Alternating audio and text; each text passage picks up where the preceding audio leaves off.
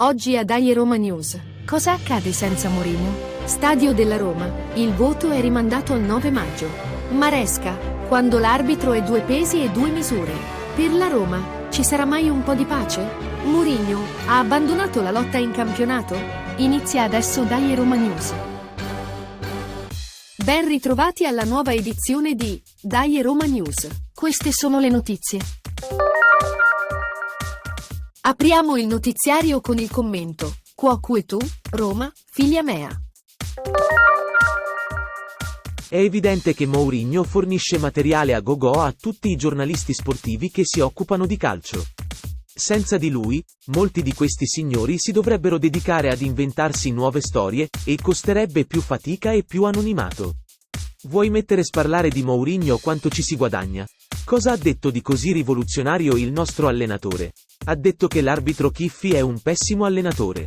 Cosa condivisibile o meno, e poi ha aggiunto che ha deciso di registrare tutte le voci da prima della partita sino alla fine, e questo per non venire buggerato ancora una volta dopo il fattaccio dell'arbitro Serra che gli è costato 2 giornate di squalifica. Al rogo, se ne vada, non si permetta. Al coro si è unito addirittura l'anonimo presidente dell'associazione allenatori Ulivieri, una persona che è stata squalificata per 3 anni. E allora, cuoque vos giornalisti, fili meis. Ah, se non ci fosse Mourinho bisognerebbe inventarlo. Alla prossima. Altro giro, altra puntata della telenovela Stadio della Roma.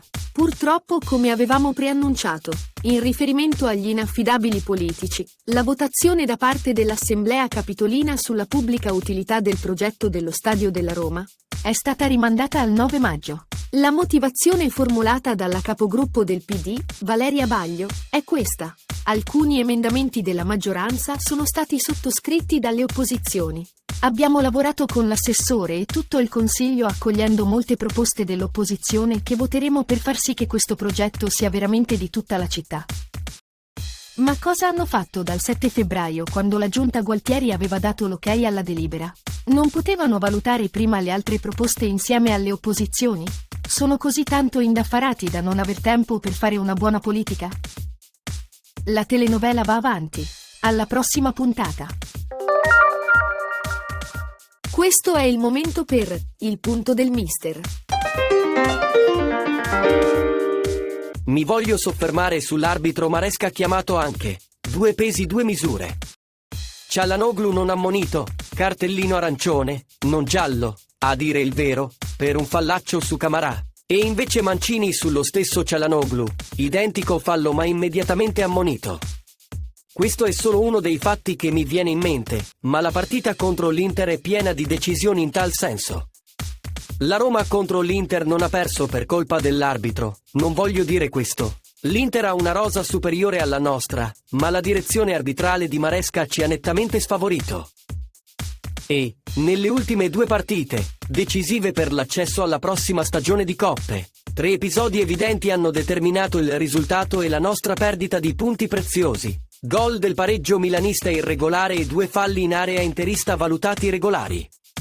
Più una serie di episodi che hanno chiaramente mostrato quale fosse l'intento arbitrale, purtroppo. Mi viene una gran voglia di dare disdetta agli abbonamenti e non seguire più il campionato. Ma non lo farò e terremo duro, resta il fatto che è una Serie A, fortemente condizionata e con evidenti direzioni arbitrali a nostro sfavore. Non ci resta che puntare tutto sull'Europa League dove, per definizione, gli arbitraggi sono equanimi.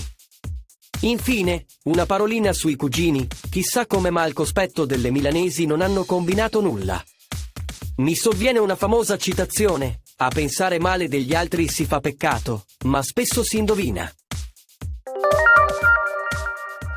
Lo scorso 2 maggio il giornalista Ivan Zazzaroni, direttore del Corriere dello Sport, ha lanciato l'ennesima notizia con la quale si giocherà la sua futura reputazione.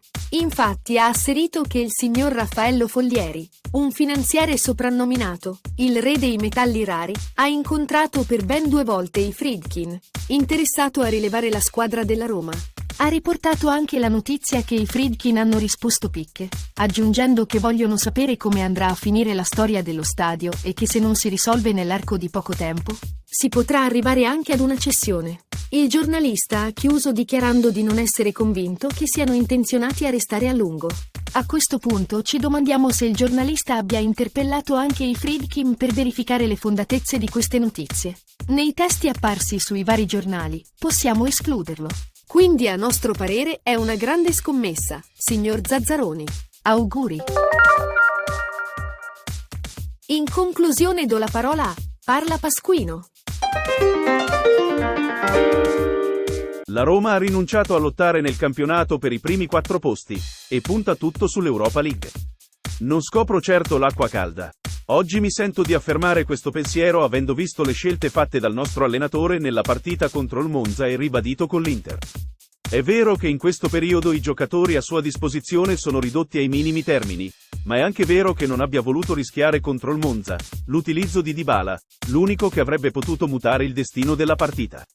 Al termine dell'incontro ha affermato che il giocatore non avrebbe potuto giocare, ma contro il Monza si giocava una buona parte della possibilità di continuare la corsa verso la Champions. Oppure no?